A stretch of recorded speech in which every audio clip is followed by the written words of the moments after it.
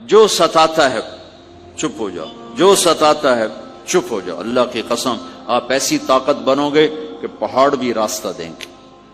صبر انسان کی سب سے بڑی طاقت، صبر انسان کی سب سے بڑی طاقت ہے، صبر انسان کی سب سے بڑی طاقت، الٹا کے رکھ دیتی ہے چیزوں کو۔ چپ رہنا سیکھ، خاموش رہنا سیکھ، درگزر کرنا سیکھ، تو آپ دیکھیں گے آپ کی زندگی میں کتنا حسن آتا ہے، کتنی زندگی میں مٹھاس پیدا ہوتی ہے۔ غصہ نکال دینا وقتی ایک راحت ہوتی ہے، اور پھر شرمندگی اور ندامت کے سوا کچھ نہیں ہوتا۔ اور پی جانا، سہ جانا، یہ آپ کو ایک عظیم الشان ہستی بنا دے گا۔ آپ کی دعائیں عرش سے جا ٹکرائیں گی۔ چپ رہنا ان بچوں کو سکھائیں، خاص طور پر اپنی بیٹیوں کو چپ رہنا سکھائیں کہ میں دکھ سے کہتا ہوں میرے دیس کا سسرالی معاشرہ ظالم ہے، ظالم ہے، ظالم ہے۔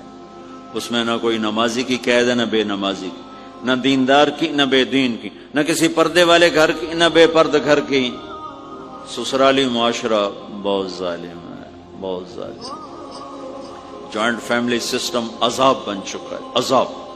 پہلے ایک رحمت تھی یہ کہ سب کو اپنے حقوق حدود کا پتہ تھا، اب کسی کی زندگی میں دخل دینا یہ ہمارے اخلاق بن چکے ہیں، تو ہم اپنی زندگیوں کو خراب کر چکے، برباد کر چکے۔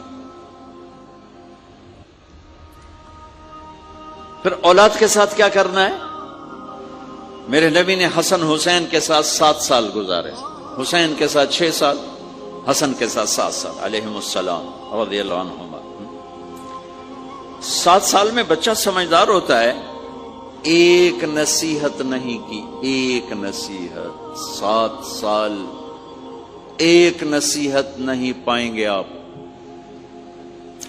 اتنے بڑے نبی، اتنا بڑا انسانیت کا بوجھ، اور روزانہ ٹائم نکال کے بچوں کے پاس آ کر بیٹھتے تھے، ان کے ساتھ کھیلتے تھے،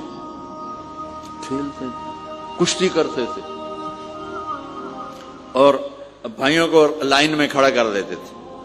تو حضرت جعفر جوانی میں شہید ہو گئے، ان کے بچوں کو عون، عبداللہ، محمد، ان کے 3 بیٹے، ان کو بھی بلا لیتے، اور ایسے ان کو لائن میں کھڑا کر کے پھر ایسے بائیں پھیل، ہاں بھائی آؤ بھائی مجھے پکڑو، کون ہے جو مجھے پہلے ہاتھ لگائے گا، کون ہے جو مجھے پہلے ہاتھ لگائے گا۔